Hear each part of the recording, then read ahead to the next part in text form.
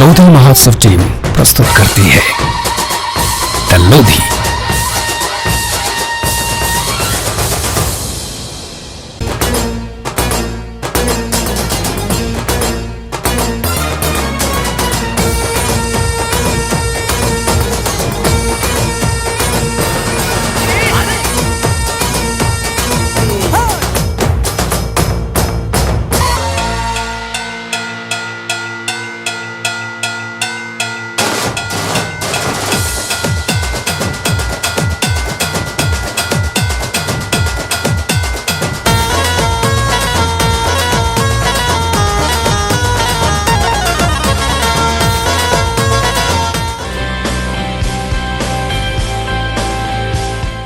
सर्वे भवन्तु सुखिनः, सर्वे सन्तु निरामया। इस भावना को सही मायने में चरितार्थ करने वाली एक स्वयंसेवी टीम लोधी महोत्सव टीम, जिसने लोगों के बीच समाज में अपनी एक खास पहचान बनाई।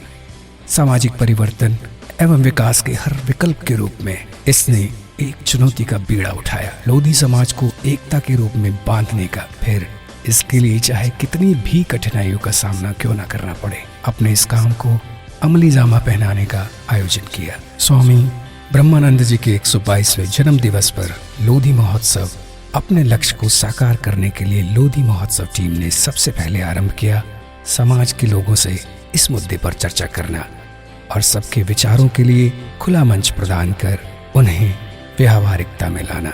लोधी महोत्सव को आयोजित करने के दो मुख्य उद्देश्य थे।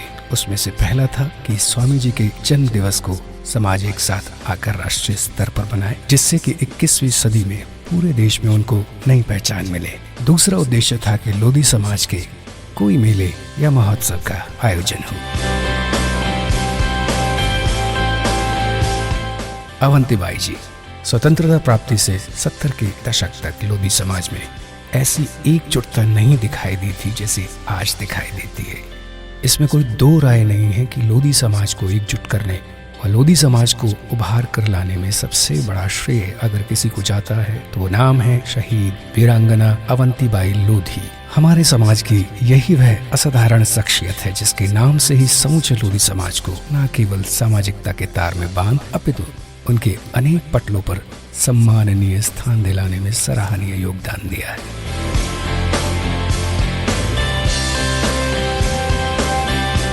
अमर शहीद गुलाब सिंह लोधी। भारतीय स्वतंत्रता के आंदोलन का इतिहास ऐसे ही वीर वीरांगनाओं की कहानियों से भरा पड़ा है जिनके योगदान को मान्यता नहीं मिली है। ऐसे ही हमारे लोधी समाज के अमर शहीद गुलाब सिंह लोधी हैं, जिनका योगदान भी भारतीय स्वतंत्रता संग्राम में अग्रणी रहा है। लेकिन दुर्भाग्य यह रहा कि अमर शहीद गुलाब सिंह लोधी को इतिहासकारों ने पूरी तरह से उपेक्षित रखा।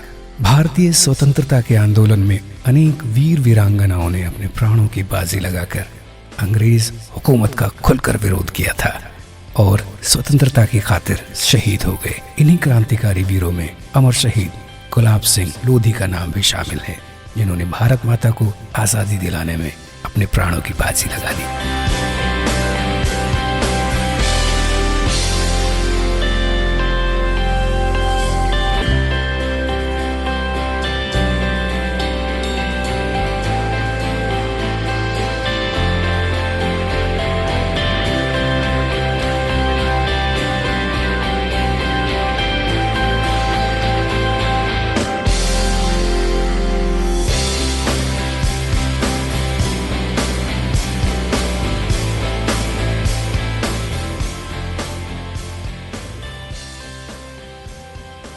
दोस्तों, हमारे हिंदुस्तान के बारे में तो हम सभी जानते हैं कि हमारा देश विभिन्न रंगों एवं भाषाओं में रचा बसा हुआ है।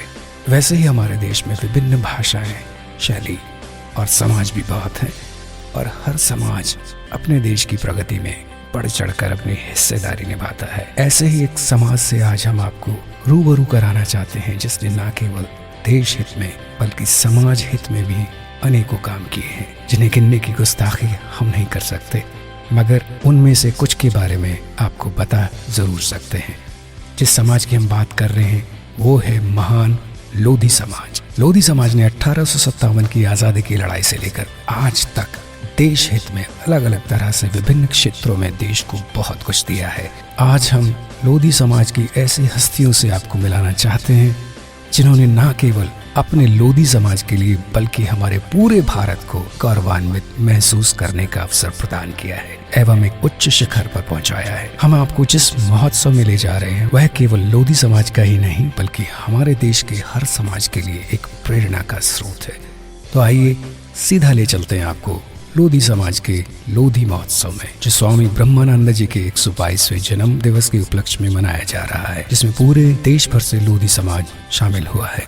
आपने अपने जीवन के अमूल्य समय एवं पैसे की परवाह न करते हुए लोधी महोत्सव में अपनी उपस्थिति दर्ज कराई। इसके लिए हम आपकी भूरी भूरी प्रशंसा करते हैं। साथ ही साथ यह अपेक्षा करते हैं लोधी महोत्सव की टीम के द्वारा किए गए सात्विक एवं निस्वार्थ प्रयासों को ध्यान में रखते हुए तथा कार्यक्रम की कमियों को न देखते हुए इसकी अच्छाइयों से प्रेरित होकर समाज में विकास करेंगे।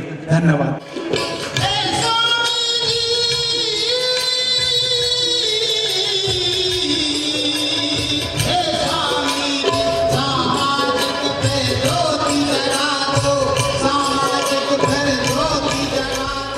जिस व्यक्ति को आदर्श मानकर यह समाज इस महोत्सव को मना रहा है, जरूरी है एक बार उनके संक्षिप्त जीवन पर दृष्टि डालने की, जो एक शख्सियत के साथ एक सोच है। और वो व्यक्तित्व हैं स्वामी ब्रह्मानंद जी। हमीरपुर जिले के ग्राम बरहेरा के एक लोधी कृषक मातादी 4 दिसंबर 1894 मंगलवार को एक बालक ने जन्म लिया। उस बालक का नाम रखा गया शिव दयाल। स्वामी जी के बचपन में एक भविष्यवक्ता ने उनकी माता को बताया था, थी भविष्यवाणी संतों की, ये बालक निखरेगा, या तो ऊंचा संत बनेगा या फिर राज्य करेगा।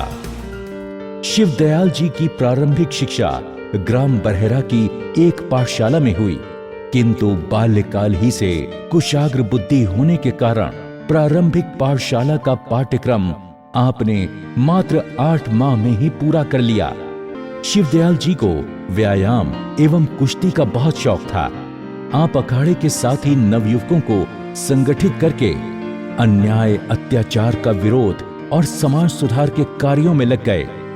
एक धार्मिक लोधी परिवार में जन्म पाकर शिवदयाल जी के मन में लोक कल्याण का मार्ग खोजने की चाह भी पैदा हो गई। इसीलिए मात्र 24 वर्ष की आयु में संन्यास ग्रहण करने के लिए निकल गए। कानपुर के सरसैया घाट पर मुंडन कराकर और यज्ञोपवीत उतारकर रात में ही आप हरिद्वार चले गए। हर की पौड़ी पर स्नान कर सन्यासी वस्त्र धारण किए और स्वयं भी अपना नामकरण कर लिया, शिवदयाल अब ब्रह्मानंद। शिव दयाल की तज उपाधि अब ब्रह्मानंद कहाए, बंधन के मोहांकुर सारे लहरों में बिखराए।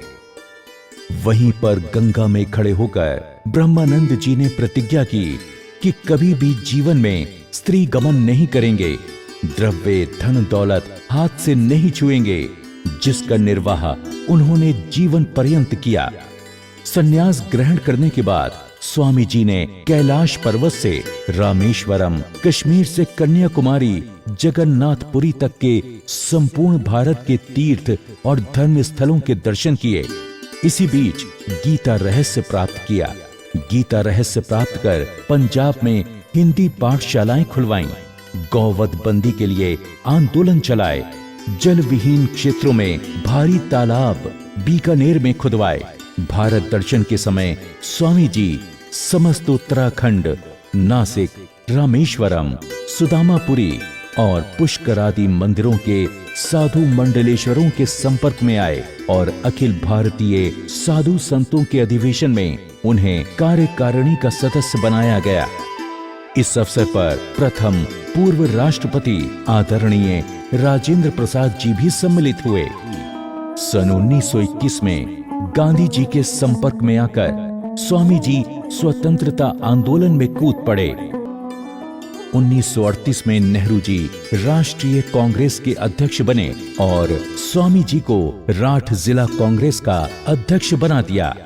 आप चौथी लोकसभा में जनसंघ पार्टी के टिकट पर और 5वीं लोकसभा में कांग्रेस के टिकट पर हमीरपुर से लोकसभा के लिए चुने गए। 1967 से 1977 तक संसद सदस्य रहे।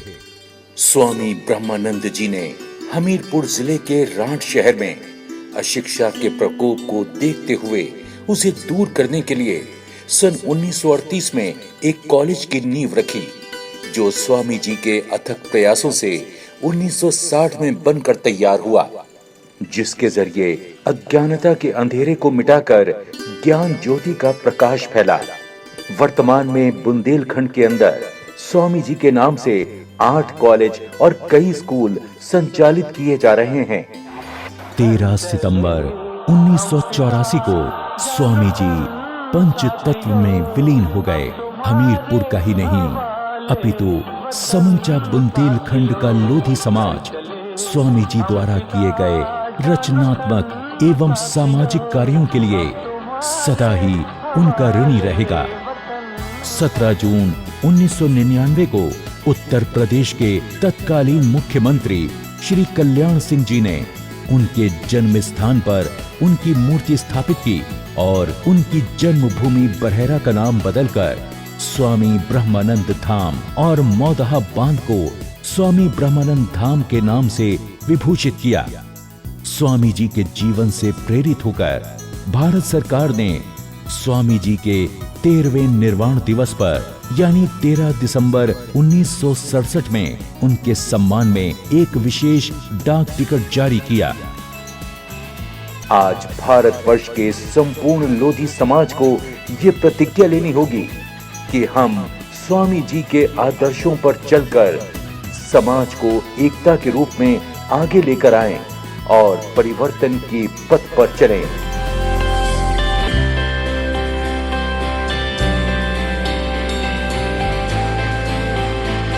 दोस्तों, स्वामी जी के बारे में जानने के बाद हमें जरूरत है यह समझने की कि इतनी बड़ी राष्ट्रीय स्तर पर इस आयोजन की आवश्यकता क्यों हुई, इसके पीछे क्या उद्देश्य है। जब भी हम किसी विकास, परिवर्तन या बदलाव की बात करते हैं तो वो केवल दिखावे का बदलाव ना हो बल्कि मानसिकता में भी बदलाव हो, तब जाकर एक सुसज्जित समाज की परिकल्पना की जा सकती है। लोधी महोत्सव टीम ने इस समारोह को मुख्यतः 8 मुद्दों पर ध्यान में रखकर आयोजित किया है, जिनमें पहला है वकीलों, अधिकारियों, डॉक्टरों, सीए, पत्रकार, इंजीनियर, व्यवसायी, कलाकार एवं अन्य प्रोफेशनल्स को उनकी सामाजिक जिम्मेदारी से परिचित कराना तथा समाज में उनकी उपयोगी भूमिका की चर्चा करना, समाज में महिलाओं की भागीदारी बढ़ाना एवं सामाजिक विकास में उनकी भूमिका की चर्चा करना, युवा शक्ति की सही दिशा और गति क्या हो इस पर चर्चा करना, शिक्षा को जन जन तक कैसे पहुंचाए तथा शिक्षा को रोजगार से कैसे जोड़े, इस बारे में चिंतन मनन करना, सोशल मीडिया का प्रयोग सामाजिक एकता और विकास में किस प्रकार हो सकता है इसका चिंतन करना, सामाजिक कुरीतियों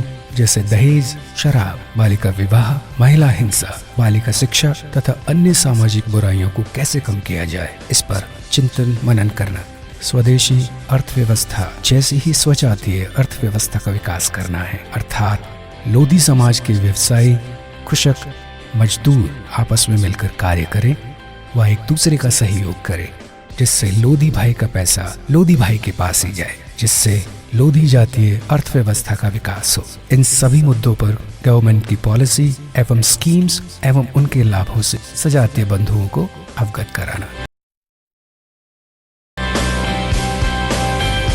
इस महोत्सव का आयोजन इतना आसान नहीं था जितना आपको दिख रहा है। इस आयोजन की सफलता दिल्ली एनसीआर के सामाजिक संगठन और देश भर के तमाम समाज सेवी संगठनों के सहयोग के आधार पर तय हुई, जो सर्वोच्च धन्यवाद की पात्र हैं, जिनका आभार लोधी महोत्सव टीम तहे दिल से करती है।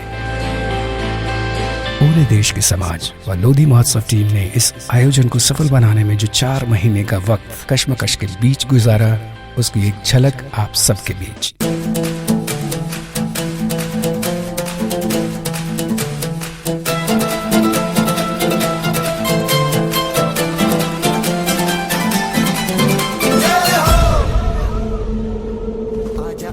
प्यारे दोस्तों, आपको मिलाते हैं वास्तविक लोधी महोत्सव से।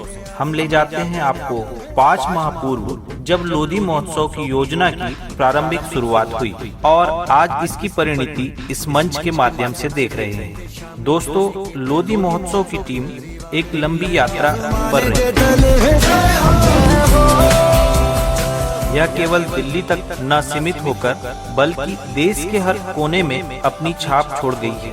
लोधी महोत्सव का उद्देश्य सोच, भाव एवं नजरिया परिवर्तित कर आधुनिक विकासवादी समाज तक हमारे समाज को ले जाना है। आवश्यक सामाजिक बदलाव लाकर सामाजिक विकास एवं परिवर्तन करना है। लोधी महोत्सव की तैयारी इसके प्रचार के साथ शुरू हुई। इसका प्रचार उत्तर प्रदेश, उत्तराखंड, हरियाणा, राजस्थान, मध्य प्रदेश, छत्तीसगढ़, महाराष्ट्र, गुजरात, हैदराबाद जैसे अनेक क्षेत्रों तक रहा है।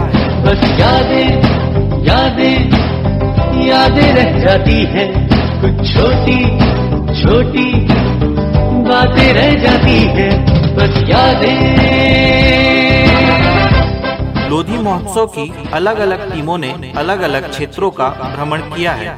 आपको हम बताना चाहेंगे कि लोधी महोत्सव की टीम ने प्रचार के आधुनिक माध्यमों का प्रयोग किया, जिसमें मोबाइल स्टिकर लोगों को बहुत पसंद आया। सोशल मीडिया में तो लोधी महोत्सव के प्रचार ने धमाका ही मचा दिया, जहां एक ओर डॉक्टर्स, इंजीनियर, सीए, पत्रकार, वकील एवं अधिकारी जैसे अलग अलग ग्रुपों का निर्माण हुआ। साथ ही राज्य, जिला एवं ग्रामीण स्तर पर भी अलग अलग ग्रुपों का निर्माण हुआ। आपको यह भी बता दें कि इस प्रचार में न ही किसी व्यक्ति का नाम था, न ही किसी व्यक्ति की फोटो। पूरा प्रचार स्वामी ब्रह्मानंद जी को केंद्र में रखकर किया गया है। इस महोत्सव में एंकरों की ट्रेनिंग हुई और लोधी महोत्सव की टीम के द्वारा अलग अलग नाटक एवं अपील की रचना की गई।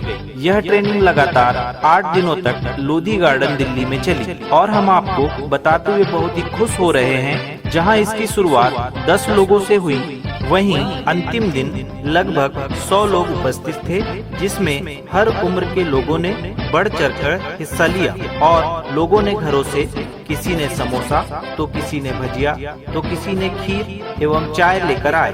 सुंदर और मीठी यादें शायद सभी को जीवन भर याद रहेगी। इसे देखकर तो ऐसा प्रतीत हो रहा था कि लोधी बदल रहा है की जगह लोधी बदल गया है। इस तरह आपसी भाईचारा, प्रेम और सौहार्द की नई श्रृंखला देखने को मिली। लोधी महोत्सव लोधी परिवारों का उत्सव है। यह आप सभी का पर्व है। आइए इसे मजबूती से सजाएं और सुंदर बनाएं।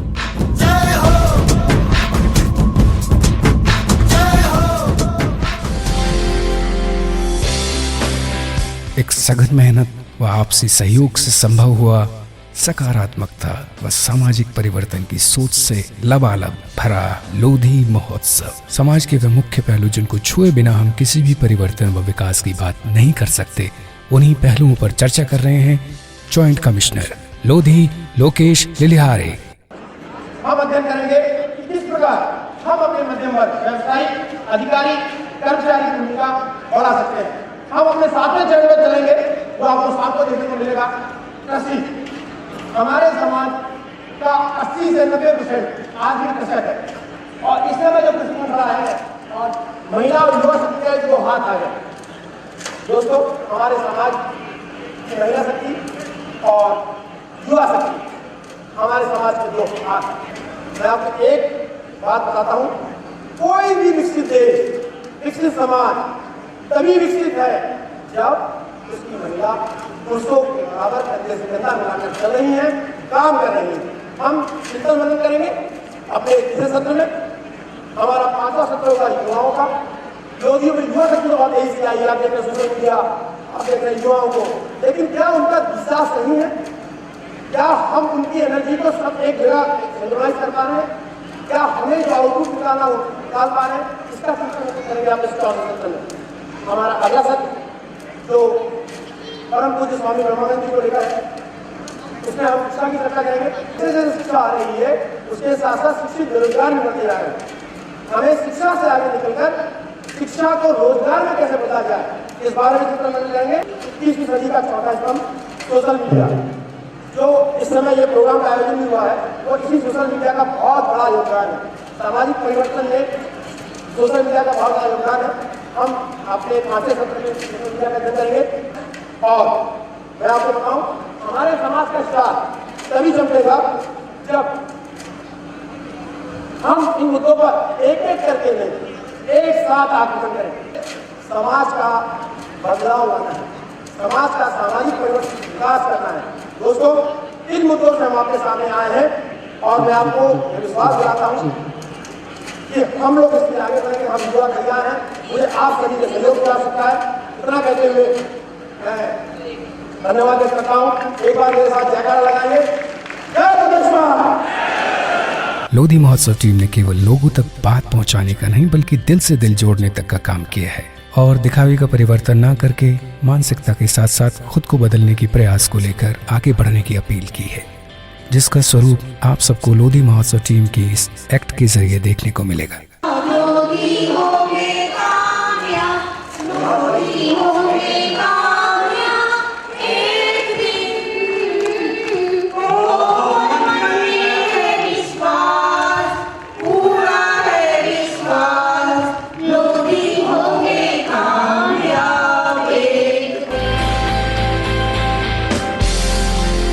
लोधी महोत्सव ने समाज के हर व्यक्ति का सम्मान कुछ अलग अंदाज में ही किया है।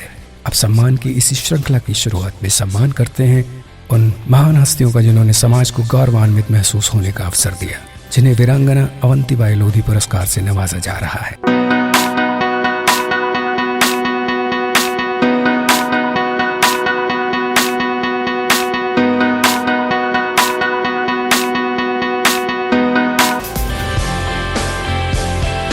लोधी समाज ने जाना कि उनके समाज में भी होनहार लोग हैं और अब हम आपको मिलवाना चाहते हैं एक ऐसी शख्सियत से जो आज पूरे देश में अपनी आवाज़ का लोहा मनवा चुके हैं, जिन्होंने लोधी महोत्सव में शामिल होकर चार चांद लगाने का काम किया। हम सबके बीच गायक फिल्म कलाकार स्वरूप खान।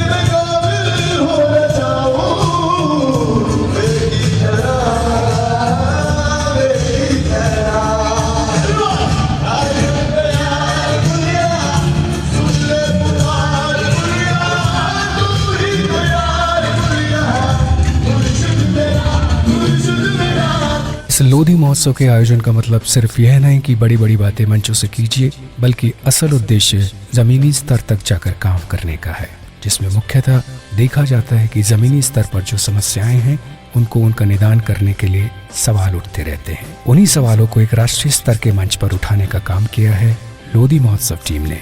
मुख्य 8 मुद्दों में से पहले मुद्दे पर चर्चा करने के लिए हमारे बीच में मौजूद है लोधी महोत्सव टीम के स्तंभ लोधी अजेंद्र सिंह राजपूत।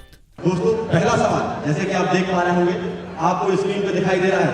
पहला एक बहुत बड़ा सवाल आपको मैं पढ़ के सुनाता हूँ। व्यवसायी, वकील, सीए, पत्रकार, डॉक्टर, इंजीनियर तथा सरकारी एवं निजी क्षेत्र के अधिकारियों एवं कर्मचारियों की सामाजिक विकास के परिवर्तन में क्या भूमिका की कमी रह गई है, इसके क्या कारण है, इस सब का जवाब देने के लिए आप तैयार हो जाइए। सबसे बड़ा कारण कर्मचारी लोगों का यह है कि कर्मचारी पीछे इस कारण होता है कि हमेशा जो भी सामाजिक संगठन होते हैं उसमें राजनीति अधिक हो जाती है। इसके कारण समाज हमेशा पिछड़ते जा रहा है। कर्मचारी सामाजिक संगठन के प्रति रुझान कम होता जा रहा है। मैं चाहता हूं अगर राष्ट्रीय संगठन बना है, इसी प्रकार सभी संगठनों को समाप्त कर एक संगठन बनाया जाए और हिंदुस्तान के अंदर एक ही संगठन काम को करे। यही मेरा एक निवेदन है। जय डोलेश्वर। जिसको समाज सेवा करने की उमंग होती है ना, वो टाइम निकाल के समाज सेवा करता है, चाहे डॉक्टर हो या वकील हो। केवल श्रद्धा होनी चाहिए, समर्पण होना चाहिए। दिल्ली जैसा दिल दिखा दो, लोधियों में कितनी ताकत है, ताल कटोरा स्टेडियम में हाथ दिखा दो, दिखाना होगा। भाई देखिए, किसी ना किसी तरह से हमें यह भी जानना होगा, क्योंकि हमारे अतिथि भी मौजूद हैं। जनता जनार्दन का एक विचार आया है, क्या अतिथियों का क्या सोचना है इस बारे में? मैं यही कहना चाहूंगी कि समाज में जुड़ने के लिए किसी पद की आवश्यकता नहीं होती है। यदि किसी के मन में समाज सेवा का जज्बा हो तो वह निश्चित ही अपने आप ही समाज से जुड़ेगा और समाज का काम आगे बढ़ाएगा। सवालों की श्रृंखला यूं ही जारी रहेगी। आप बने रहेगा और सुनते रहेगा और देखते रहेगा, कार्यक्रम का आनंद लेते रहेगा।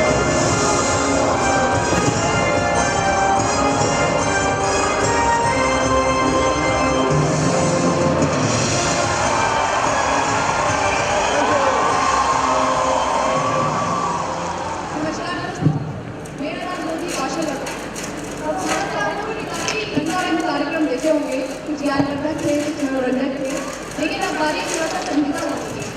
सवाल जवाब के इस राउंड को जिसे शुरू किया था अटेंडी ने, मैं उसको जारी रख रही हूँ। आइए विचार प्रस्तुत करते हैं नए सवालों। हमारे सवाल समाज में महिलाओं की भागीदारी में कमी होने एवं विकास में पीछे होने के क्या कारण है। और दूसरा सवाल है, महिलाओं के सामाजिक विकास एवं परिवर्तन में भूमिका कैसे बढ़ाई जा सकती है। मैं इस माध्यम से सभी महिलाओं को एक बताना चाहती हूँ कि आप लोग अत्याचार करने से अत्याचार सहना गुनाह है। नारी परमेश्वर की अद्भुत कलाकृति है, गिरती संभलती है, संभलती गिरती है, पुरुष के पीछे ही बस उसकी नीति है। कटती है मरती है दहेजी दानों से, पिशाचिक मानव से, मौत के टांडों से हरदम निकलती है। अरे जलती है चलती है सासू के तानों से, बेदर्द जमाने से।